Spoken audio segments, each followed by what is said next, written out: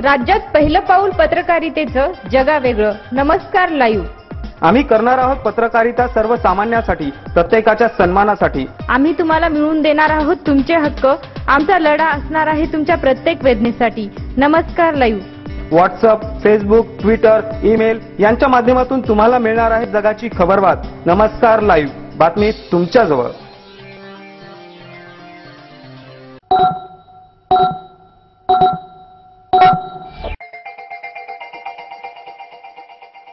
नमस्कार, मी भुजंग चव्हाण. आज दिनांक 12 ऑक्टोबर 2014. आपण ऐकत आहात नमस्कार लाईव्हचं दुपारचं बातमीपत्र. सुरुवातीला हेडलाईन्स.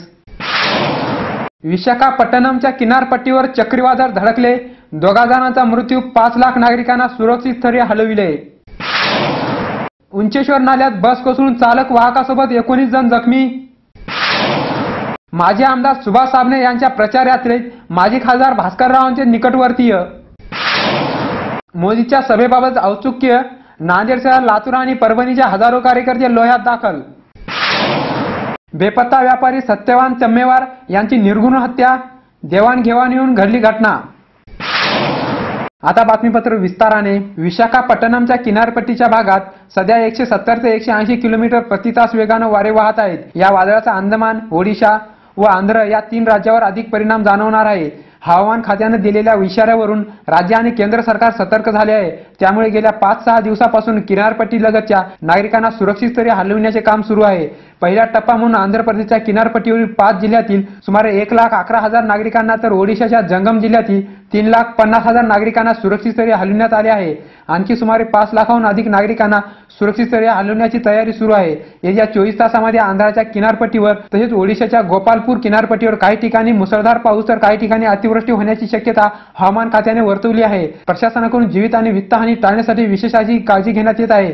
विशाखापट्टणमच्या जिल्ह्यात एनडीआरएफच्या 13 टीम्स दाखल झाल्या आहेत. आतापर्यंत वादळातून 67,000 लोकांची सुखरूप सुटका करण्यात आली आहे. हवामान विभागानुसार हुदहुद चक्रीवादळ धडकल्यानं आता यापुढे जास्त नुकसान होणार नाही अशी माहिती ओडिशाचे मुख्यमंत्री नवीन पटनायक यांनी दिली आहे. आज सकाळी 10:30 वाजेच्या सुमारास पानेरकवडा ते नांदेड जाणाऱ्या बसचा अपघात होऊन बस नाल्यामध्ये कोसळली आणि त्यात 19 जण जखमी झाल्याची बातमी आहे. नांदेड ते पानेरकवडा ही बस नेहमीप्रमाणे आज सकाळी पानेरकवड्याला जात असताना किनवट आदिलाबाद दरम्यान असलेल्या उंचेश्वर येथील नाल्यामध्ये कोसळली. बसमध्ये अंदाजे 45 प्रवासी होते. त्यात 19 प्रवासी जखमी झाल्याची माहिती आहे. त्यात चालक वाहकासोबत दिलीप मधुकर गोविंदवार, कांताबाई राधेश्याम जयस्वाल, माधवराव बापूराव, रामदास मुळे, सुनीता तांबर, पूजा ठाकूर, अनिता देशकर, स्वराज देशकर, बेबी देशकर, इम्रान खान पठाण, बंडू मेसराम, अर्चना पवार, रामचंद्र पवार, जय बुतबी खान, रामकृष्ण गंगा शेट्टीवार, नीता गंगा शेट्टीवार, ईश्वरी गंगा शेट्टीवार, किशोर पाटील, शेख चांद शेख उस्ताद आदींचा समावेश असून सर्वांना प्राथमिक उपचारासाठी उमरी येथे दाखल करण्यात आले आहे अशी माहिती प्रत्यक्षदर्शी कचरू जोशी यांनी नमस्कार लाईव्हला बोलताना दिली आहे. वेळ झाली आहे छोट्याशा विश्रांतीची. तुम्ही ऐकत राहा नमस्कार लाईव्हचं बातमीपत्र. शुभेच्छा पाठवा सुंदर बुकेसह. संपूर्ण भारतात आणि 190 देशात कुठेही बुके पाठवण्याची सोय फक्त फ्लॉवर अँड फ्लॉवर्सवर. Bouquet, stage decoration, room decoration आणि कार डेकोरेशनचे सृजनशील नाव flower and flowers, centre point, Shivajinagar, Nanded. संपर्क 73 50 62 56 56. विश्रांतीनंतर पुन्हा एकदा आपलं स्वागत. या निवडणुकीला देगलूर मतदारसंघ अधिक चर्चेला आहे तो भाजपाच्या सेना पाठिंब्याने.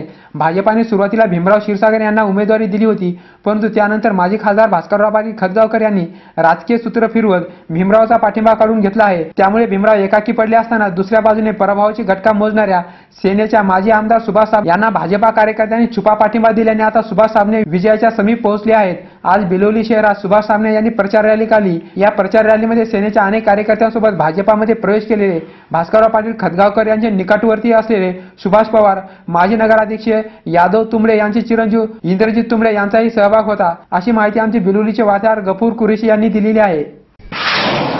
आज लोहा येथे पंतप्रधान नरेंद्र मोदी यांची सभा असून ही सभा जिल्ह्यातील प्रस्थापितांचे राजकीय गणित बदलण्याने ठरणार आहे. मोदी या सभेमध्ये नक्की काय बोलणार याबाबत सर्वांनाच औत्सुक्य असून मोदी जिल्ह्यातील राजकारणावर काय टीका करतात, खासदार अशोकराव चव्हाण यांच्यावर मागच्या लोकसभेप्रमाणे आताही कोणता निशाणा साधतात याकडे नांदेड, लातूर, हिंगोली, परभणी जिल्ह्यातील जनतेचे लक्ष लागले असून सर्वजण मोदींची सभा सुरू होण्याची आतुरतेने वाट पाहत होते. सभेला बालाजी मंदिरासमोर असलेले मैदान देखील अपुरे पडत होते. एवढ्या मोठ्या प्रमाणात नागरिक या सभेला उपस्थित होते.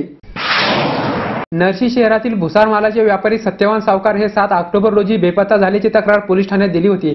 नायगाव पोलिसांनी तपासाला गती देत सत्यवान तम्मेवार यांचा मोबाईल क्रमांकचे रेकॉर्ड तपासले आणि त्यांच्या नातेवाईकांनी सांगितल्याप्रमाणे एका आरोपीला संशयितरित्या अटक करण्यात आली. संशयित आरोपी हा मयत सत्यवान तम्मेवार यांच्यासोबत भुसार मालाची खरेदी विक्री करण्यासाठी व्यवसायात भागीदार होता.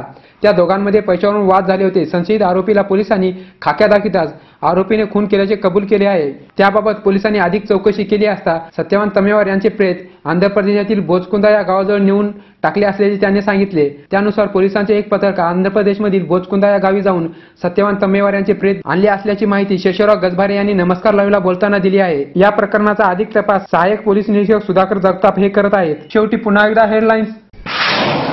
विशाखापट्टणमच्या किनारपट्टीवर चक्रीवादळ धडकले, 2 जणांचा मृत्यू, 5 लाख नागरिकांना सुरक्षित स्थळी हलविले. उंचेश्वर नाल्यात बस कोसळून चालक वाहकासोबत 19 जण जखमी. माजी आमदार सुभाष साबणे यांच्या प्रचार यात्रेत माजी खासदार भास्कररावांचे निकटवर्तीय. मोदीच्या सभेबाबत औत्सुक्य, नांदेडसह लातूर आणि परभणीच्या हजारो कार्यकर्ते लोह्यात दाखल. बेपत्ता व्यापारी सत्यवान तम्मेवार यांची निर्घृण हत्या, देवाणघेवाण येऊन घडली घटना. आणि याचबरोबर नमस्कार लाईव्हचं हे बातमीपत्र संपलं. पुन्हा भेटूया. नमस्कार. जग आता जवळ आले. जवळ म्हणजे किती? अगदी तुमच्या मुठ्ठीमध्ये. तुम्हाला माहित नसतं की तुमच्या आजूबाजूला घडते काय, पण मी सुदेशना धुतमल सांगणार आहे तुम्हाला आजूबाजूच्या ताज्या घडामोडी. आमची पत्रकारिता असणार आहे समाजातील भोंदूगिरी पोखरून काढणारी. मी भुजंग चव्हाण तुम्हाला सांगणार आहे विकसित डोळसपणा समाजातल्या शेवटच्या टोकापर्यंतचा. मी प्रशांत चलिंद्रवार तुम्हाला देणार आहे आज, आत्ता आणि ताबडतोब घडलेली प्रत्येक बातमी सखोल विश्लेषणासह. नमस्कार लाईव्ह बातमी तुमच्याजवळ.